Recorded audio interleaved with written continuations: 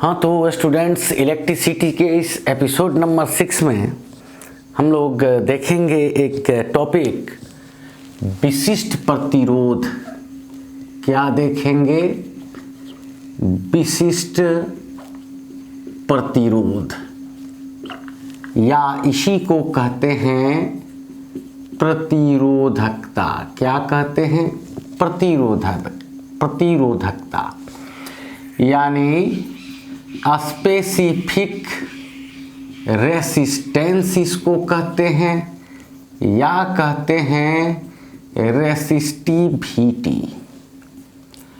और इसको सूचित किसके द्वारा करते हैं? तो इसको रो के द्वारा सूचित करते हैं। ठीक है। अब विशिष्ट प्रतिरोधकता या विशिष्ट प्रतिरोध या प्रतिरोधकता किसी पदार्थ का जो है वो एक गुण है, एक लाक्षणिक गुण है। अब इसमें जो है हम लोग बात करेंगे कि अगर कोई कंडक्टर है, कोई चालक तार है और इस तार की लंबाई जो है वो L है, इस चालक तार की लंबाई L है, इसके अनुप्रस्थ काट का क्षेत्रफल A है, और जब इसके सिरों के बीच जो है विभवांतर भी दिया जाता है, जब इनके सिरों के बीच विभवांतर भी दिया जाता है तो इस चालक के अंदर तीव्रता E पैदा हो जाती है। ठीक है। और इसमें धारा I चलने लगती है, क्योंकि हम लोग जानते हैं E = F/Q। तो जब तीव्रता पैदा होती है तो आवेश पर एक बल काम करता है, जिसके कारण आवेश गति करने लगते हैं और उसी को विद्युत धारा कहते हैं। ठीक है। तो मान लिया कि कोई जो कंडक्टर है जिसका नाम है PQ, इसकी लंबाई L है और इसके अनुप्रस्थ काट का क्षेत्रफल A है। इसके सिरों पर जब भी विभवांतर दिया गया है तो इसमें धारा I प्रवाहित हो रही है, और चालक के अंदर किसी पॉइंट P पर जो है तीव्रता E है और धारा घनत्व क्या है? तो धारा घनत्व J है। धारा घनत्व J है। तो इसको कैसे डिफाइन करेंगे? किसको? तो विशिष्ट प्रतिरोध को। तो विशिष्ट प्रतिरोध को क्या कह सकते हैं? कह सकते हैं कि किसी चालक के अंदर, किसी चालक के अंदर किसी बिंदु पर विद्युत क्षेत्र की तीव्रता, विद्युत क्षेत्र की तीव्रता एवं धारा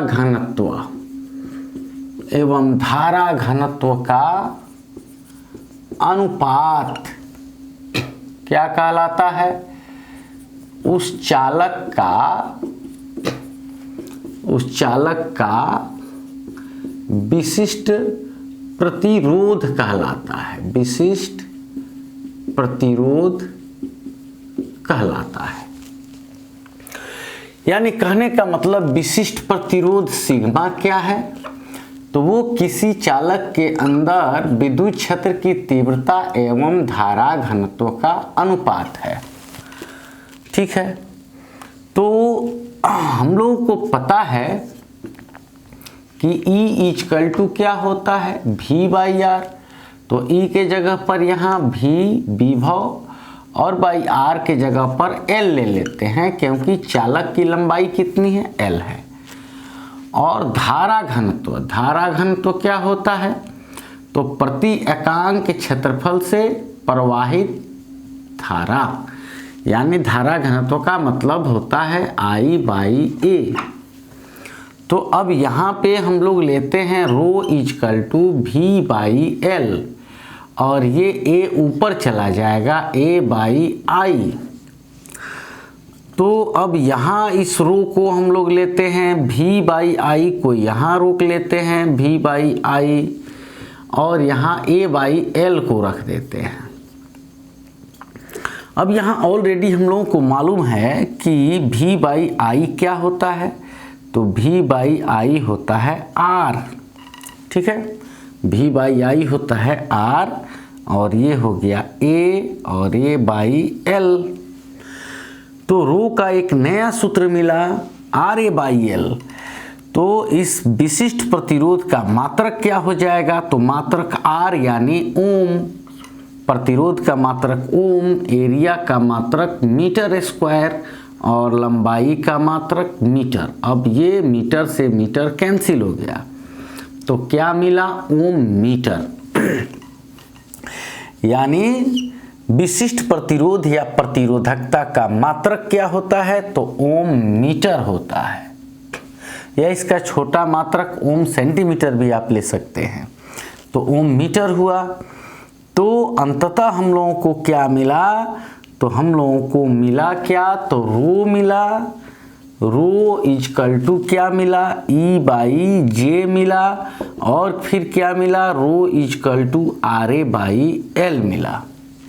ठीक है, ये सूत्र मिला हम लोगों को। और एक चीज और हम लोग जानते हैं कि ओम के नियम का सत्यापन हम लोग किए थे 5वें एपिसोड में, और 5वें इसके पहले एपिसोड में R का वैल्यू क्या मिला था। तो R का वैल्यू फिर यहाँ देख लेते हैं। रो इजकल टू क्या मिला?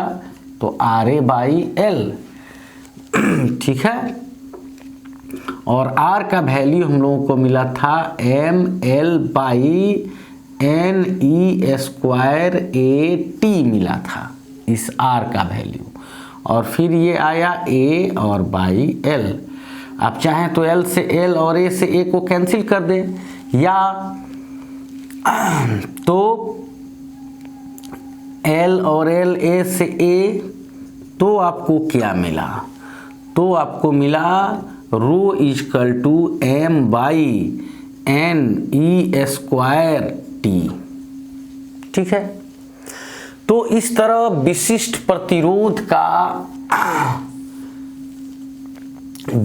प्रतिरोध का हम लोगों को 2 फार्मूला मिला, 3 फार्मूला मिला। क्या मिला? रो इजकल टू मिला E/J, फिर मिला RA/L, और फिर यहाँ एक मिला, यहाँ मिला M/NE²T। NE²T, यहाँ T क्या है? तो श्रांति काल है, टाइम ऑफ रिलैक्सेशन। तो रो इजकल टू E/J, RA/L या M/NE²T। ये 3 सूत्र हम लोगों को मिले रो का। ठीक है, और रो यानी विशिष्ट प्रतिरोध या प्रतिरोधकता, और इसका मात्रक क्या मिला? तो ओम मीटर मिला। तो ये एक डेफिनेशन हुआ। और फिर इसका हम लोग एक और डेफिनेशन दे सकते हैं। क्या डेफिनेशन दे सकते हैं? तो इसके लिए हम लोग यहाँ देख सकते हैं, अभी हम लोगों को क्या मिला था? तो अभी मिला था from row is equal to RA/L। अब रो इजकल टू RA/L में यदि A equal to 1 metre square and L equal to 1 metre, ये जो कंडक्टर है, ये जो चालक है, इसके अनुप्रस्थ काट का क्षेत्रफल यदि 1 मीटर स्क्वायर हो, कितना हो? 1 मीटर स्क्वायर, और ये चालक की लंबाई कितनी हो? 1 मीटर हो, तो क्या हो जाएगा? तब तो रो इजकल टू यहाँ 1 और यहाँ 1, तो ये रो इजकल टू R हो जाएगा। रो इजकल टू R हो जाएगा। तो यहाँ एक और डेफिनेशन मिला। क्या मिला? यहाँ इसका डेफिनेशन मिला क्या? कि किसी पदार्थ लिख देते हैं, चालक, अचालक या अर्धचालक। तो किसी पदार्थ का विशिष्ट प्रतिरोध कौन है? रो है। तो किसी चालक का विशिष्ट प्रतिरोध, किसी पदार्थ का विशिष्ट प्रतिरोध उस पदार्थ से बने उस तार के प्रतिरोध के बराबर होता है। प्रतिरोध के बराबर होता है, जिसकी लंबाई 1 मीटर तथा अनुप्रस्थ काट का क्षेत्रफल 1 मीटर स्क्वायर होता है। यानी एक और डेफिनेशन मिला कि किसी चालक का जो ये विशिष्ट प्रतिरोध या प्रतिरोधकता होता है, तो या किसी भी पदार्थ का विशिष्ट प्रतिरोध या प्रतिरोधकता जो होता है उस पदार्थ से बने वैसे तार के प्रतिरोध के बराबर होता है जिसकी लंबाई 1 मीटर हो और जिसके अनुप्रस्थ काट का क्षेत्रफल 1 मीटर स्क्वायर हो। या कह सकते हैं कि specific resistance of an object is to be equal to the resistance made by the wire of length 1 meter and cross sectional area 1 meter square। तो किसी भी चालक का जो विशिष्ट प्रतिरोध है या किसी भी पदार्थ का जो विशिष्ट प्रतिरोध है वो उस पदार्थ से बने वैसे तार के प्रतिरोध के बराबर होता है जिसका लंबाई एकांक हो और जिसके अनुप्रस्थ काट का क्षेत्रफल भी एकांक हो। ठीक है, और इसका हम लोगों को फॉर्मूला मिला कि ये क्या है, विशिष्ट प्रतिरोध क्या है, तो चालक के अंदर किसी बिंदु पर विद्युत क्षेत्र की तीव्रता एवं धारा घनत्व का अनुपात है, या R यानी प्रतिरोध गुने अनुप्रस्थ काट का क्षेत्रफल बट्टा तार की लंबाई के बराबर है, या एक और सूत्र मिला m/n/e² T के बराबर है, जहां n क्या है तो इलेक्ट्रॉन घनत्व है, किसी चालक के प्रति एकांक आयतन में उपस्थित इलेक्ट्रॉनों की संख्या है, E एक इलेक्ट्रॉन का आवेश है, और टाउ T जो है टाइम ऑफ रिलैक्सेशन श्रांति काल है, और m जो है उस आवेश का द्रव्यमान है। तो ρ = E/J या RA/L या m/n² T ये हम लोगों को मिला। अब ये जो ρ का फॉर्मूला यहाँ तक हम लोग लिख सकते हैं। अब इससे कुछ और जानकारियाँ हम लोगों के हाथ लगी। अब इससे क्या जानकारियाँ और हाथ लगी, तो अभी जो हम लोगों को एक फॉर्मूला मिला ρ = RA/L, उसी को देखते हैं। From ρ = RA/L। अब इसमें क्या देखते हैं कि अब L को इधर लाते हैं, ρL और A = R, यानी R = ρL और A। तो इसी को लिख सकते हैं R = ρ × L/A। तो L तो कांस्टेंट हो गया क्योंकि यह किसी पदार्थ के लिए इसका मान अचर होगा, तो ये कांस्टेंट हो गया। तो यहाँ हम लोग इसको इस ρL/A को हम लोग ऐसे भी लिख सकते हैं L × 1/A। तो यहाँ इसको हटाएंगे तो R is directly proportional to L × 1/A। तो इससे आपको क्या मिला, इससे मिला कि जो ये विशिष्ट प्रतिरोध है, ये जो प्रतिरोध है किसी चालक का जो प्रतिरोध है R, वो उसकी लंबाई के समानुपाती होता है। यानी resistance of a conductor is to be directly proportional to its length. यानी कोई भी तार है उसकी लंबाई आप बढ़ाते जाएंगे तो उसका जो है प्रतिरोध बढ़ता जाएगा। एक तरह से प्रतिरोध ये निर्धारित करता है कि किसी चालक में किस परिमाण की धारा प्रवाहित हो सकती है ना। तो किसी चालक का जो प्रतिरोध होगा वो तार की लंबाई के साथ बढ़ेगा।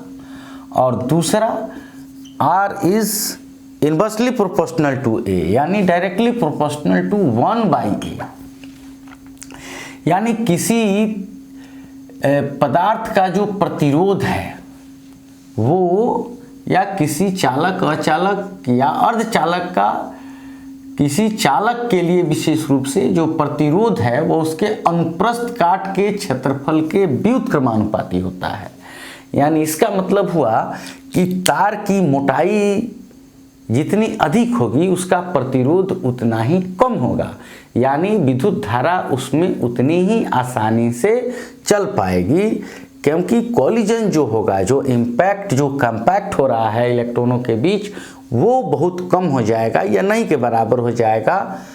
अब इसका मतलब ये नहीं कि तार को मोटा बनाने के क्रम में आप रेलवे लाइन का तार बना दें, 2 एम्पियर धारा चलाएं और फिर करंट चलाएं 2 एम्पियर और एक रेलवे लाइन का कंडक्टर बना दें। तो ऐसा नहीं, मतलब करंट के स्ट्रेंथ के हिसाब से, धारा के प्रबलता के हिसाब से तार की मोटाई अधिक होनी चाहिए। तो ये बातें उभर कर आई कि प्रतिरोध जो होता है वो तार की लंबाई के समानुपाती होता है और तार की मोटाई के व्युत्क्रमानुपाती होता है। ये भी चीज़ें हम लोगों को मिली और ये आगे रेसिस्टेंस पर इस पर और चर्चा करेंगे। ठीक है, तो फिर अगले एपिसोड में हम लोग देखेंगे विशिष्ट प्रतिरोध या विशिष्ट चालकता या चालकत्व।